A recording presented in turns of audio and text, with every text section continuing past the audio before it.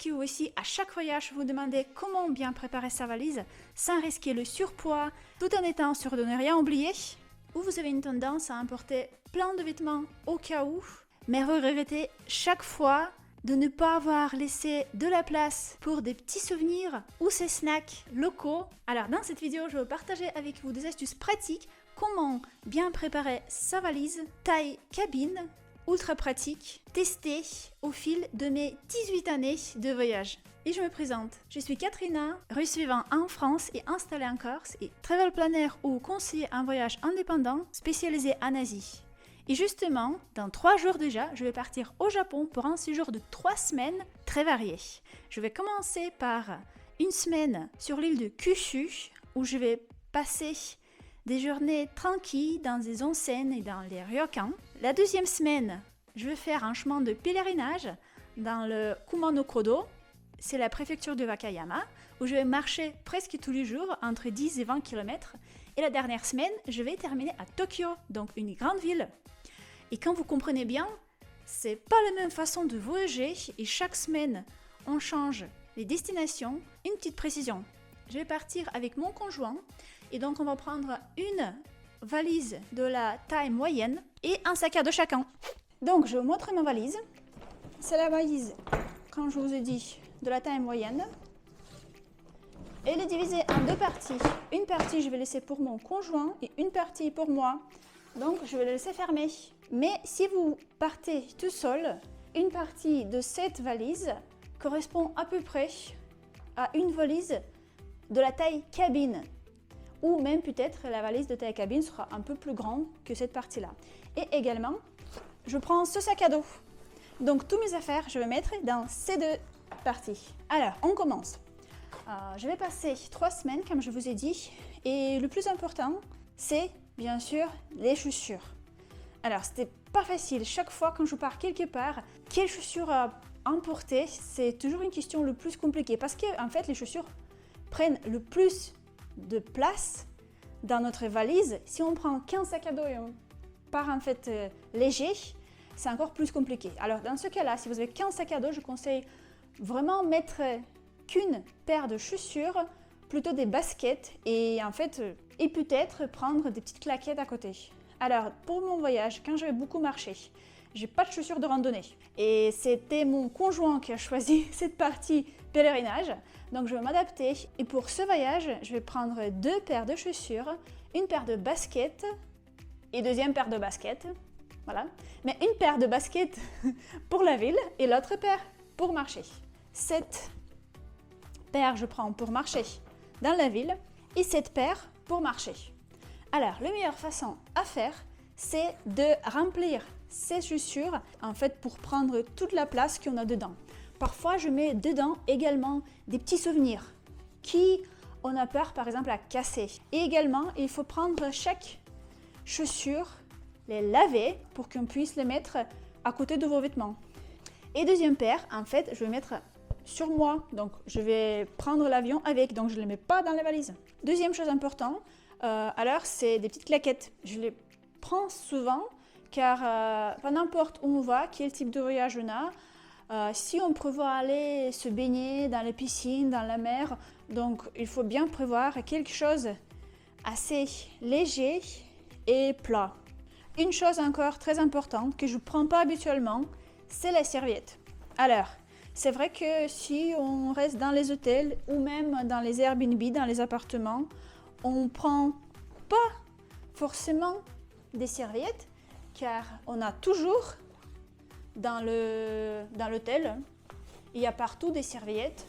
Mais quand on va partir au Japon et on va dormir dans les endroits assez fermés, assez traditionnels, on peut ne pas avoir des serviettes dans les hôtels. Donc je prends cette serviette de Decathlon assez légère. Alors, je le mets de certaines façons pour pouvoir plier. Et je plie, bien sûr, je roule. Et je ferme les côtés comme ça, ce qui nous permet en fait de garder la place. Donc je mets ma serviette dedans. Alors Quand il va faire assez frais, même dans le sud du Japon, je vais prendre quelques pulls. Le pull le plus grand, le plus volumineux, je mets sur moi, donc je le mets de côté. Et le pull plus léger, bien sûr, je mets dans la valise.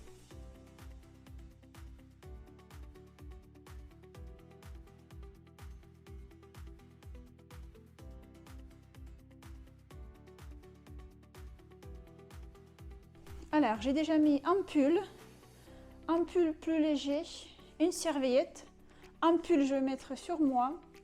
Après, je vais prendre quand même quelques t-shirts. Donc, 1, 2, 3. Comme vous voyez, j'aime bien les t-shirts soit blancs, soit 4. 4 t-shirts. Et je vais mettre un sur moi. Donc, un t-shirt pour dormir et les 3 t-shirts pour les porter. Pourquoi j'aime bien aussi les t-shirts blancs? En fait, c'est parce que c'est beaucoup plus pratique. Donc, on peut mettre avec tout en fait.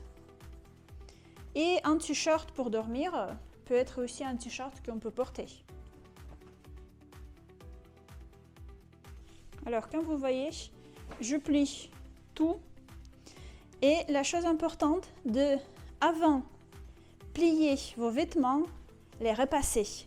Comme ça, en fait, dès que vous les repliez en arrivant, ils vont garder sa forme.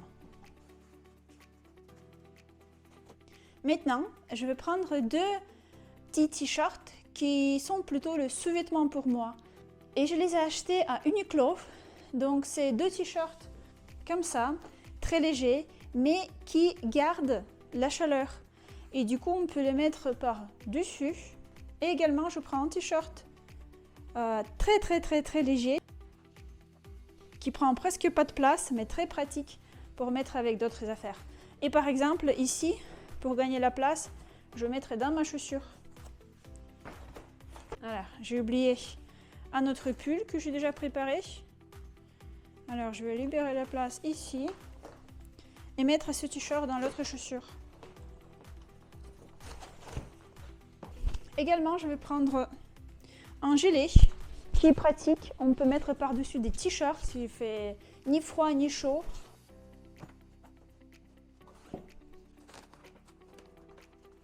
Je vais prendre une jupe. Elle est aussi légère. Donc, 2 chemises assez casual. Alors, quand il n'a pas de place pour rouler, on peut commencer de rouler un peu moins. Donc, je fais comme ça et je mets ici la deuxième t-shirt et je le mets là.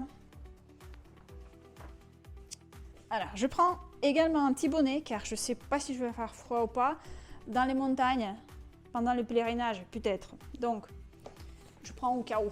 Et également une écharpe car effectivement, je ne sais pas comment ça va se passer, mais l'écharpe, on peut l'utiliser dans l'avion, soit pour se couvrir, soit pour mettre derrière pour nos dos. Et donc, je vais mettre de côté parce que l'écharpe, je vais mettre dans mon sac à dos. Encore une chose très pratique que j'ai acheté également chez Uniqlo, c'est un gilet doudou.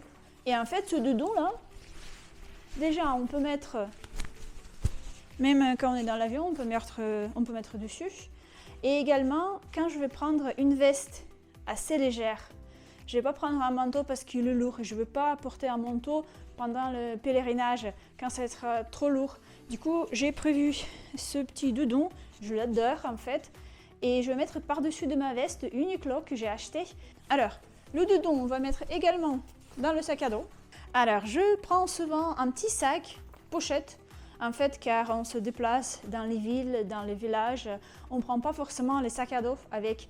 Donc, il faut bien avoir un petit sac pratique pour ne pas acheter énormément de sacs sur place. Alors, voilà. Je le mets par ici. Le pantalon. Je vais prendre 2 pantalons. Un pantalon, le jean, je vais mettre sur moi et je vais prendre un pantalon assez léger, en fait, pour le temps, plutôt pour la ville, pour les promenades, dans ma valise. Après, qu'est-ce qu'il nous manque? Il nous manque, bien sûr, comme je suis fille, alors pour les hommes, c'est plus simple. Mais moi, je suis obligée de prendre quelques cosmétiques. Et je vais vous expliquer comment je fais habituellement, comment je partage entre valise et le sac à dos. Car en fait, on prend un avion depuis Paris jusqu'à Shanghai. À Shanghai, on change pour Japon. Donc, avion jusqu'au Shanghai, c'est 10 heures. Après, il y a peut-être 3 heures de correspondance et encore 2 heures de vol. Donc, dans les 10 heures, je pense que je vais bien vouloir brosser mes dents ou simplement mettre un peu de crème sur mon visage parce que quand on est dans l'avion, c'est très sec. Il n'a pas d'assez d'oxygène. Donc, il faut bien prévoir quelque chose pour nourrir sa peau.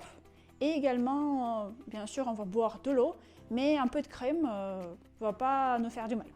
Donc, tout ce que je n'ai pas besoin dans l'avion, je vais mettre dans la valise, évidemment. Cette petite boîte, c'est une des choses les plus importantes dans les voyages. Alors, vous devinez, c'est la multiprise. La multiprise qui marche pour plusieurs pays que j'ai acheté, fait exprès pour le voyage au Japon. Je vais le mettre, bien sûr, dans la valise parce qu'on n'a pas besoin dans l'avion.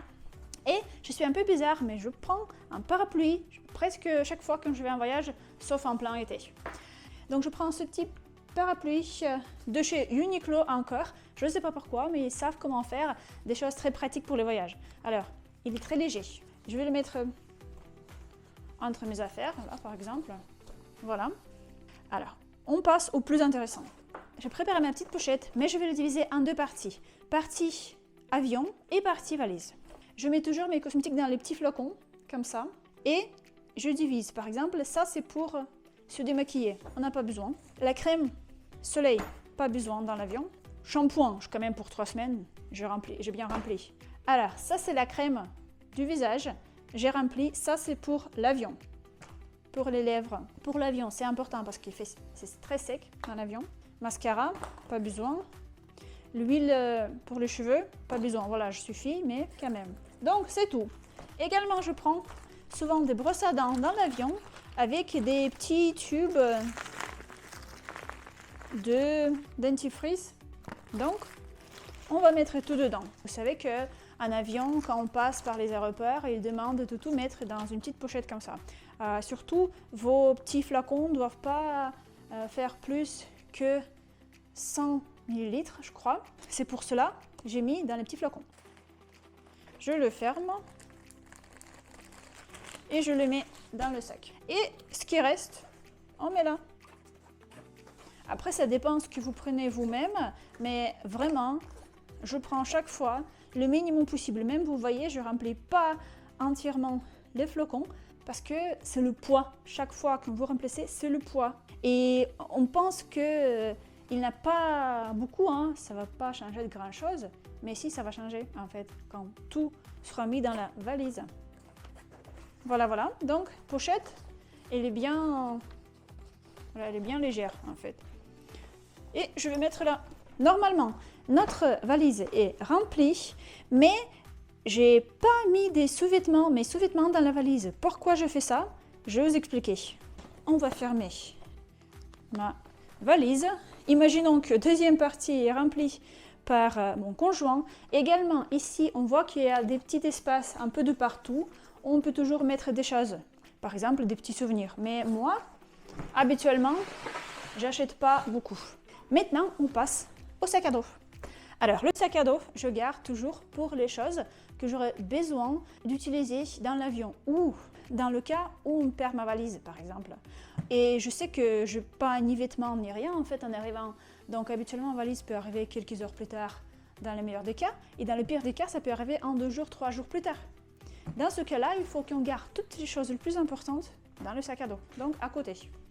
Et c'est parti. Quand on a déjà vu, on met la pochette, une autre pochette avec les fils, les chargeurs de téléphone, etc.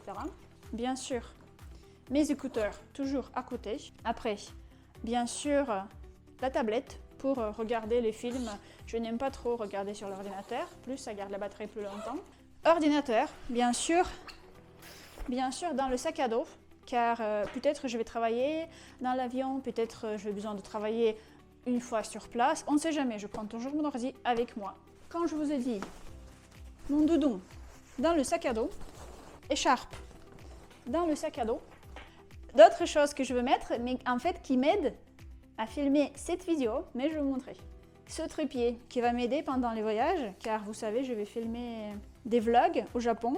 Et donc ce trépied très pratique avec un petit bouton qui garde le téléphone pour faire des vidéos, des photos qui m'a aidé en fait de faire cette vidéo également. Il est très léger et je vais mettre également dans mon sac. J'ai mes baskets que je vais mettre en avion. J'ai également mon pull. J'ai un t-shirt, un jean que je vais mettre en avion. C'est vrai qu'il faut bien penser que les vêtements qu'on garde dans l'avion sont très confortables. Donc, il faut que c'est des baskets très confortables. Il faut que c'est un pull assez large ou un t-shirt ou un jean qui est large. Je sais que beaucoup de personnes utilisent également des petits pantoufles. Voilà. C'est des pantoufles qui sont très légères et on peut les mettre sur le côté. Comme ça, dès qu'on arrive dans l'avion, on peut prendre et les mettre sur nos pieds. Quand on a un vol qui dure 10 heures, donc c'est pas du tout pratique de rester en basket. Je prends toujours, on peut les acheter, je sais pas, dans un supermarché à 2-3 euros, ça fait rien du tout. Alors on passe aux petites choses, également des lunettes. Alors moi, je suis quelqu'un qui prend un parapluie et des lunettes de partout et des pantoufles, voilà. Mais je mets aussi dans mon sac à dos, je vais mettre également le sous-vêtement et peut-être un t-shirt ou un pull en plus. Comme ça, si je n'ai pas ma valise pendant 2-3 jours, je peux changer de vêtements. Et voilà, la valise est faite, le sac est fait, il n'est pas très lourd, donc on peut porter facilement. La moitié de la valise est faite, donc il nous reste la deuxième moitié pour mon conjoint. Il va remplir et on va partir au Japon dans 3 jours. Et voilà, c'est fait. J'espère que cette vidéo vous a été utile et que vous avez appris quelque chose de nouveau pour comment bien préparer votre valise pour ne rien oublier et pour bien garder un peu de place pour vos petits souvenirs. Et si cette vidéo vous a été utile, n'hésitez pas de me laisser un petit commentaire ou mettre un petit like et n'oubliez pas de vous abonner à ma chaîne pour ne pas manquer mes prochaines vidéos sur les voyages, les vlogs et également des astuces pour vos prochaines aventures. Et si vous voulez suivre mes voyages en temps réel, vous pouvez également vous abonner à mon compte Instagram où je publie des stories presque tous les jours. À très bientôt!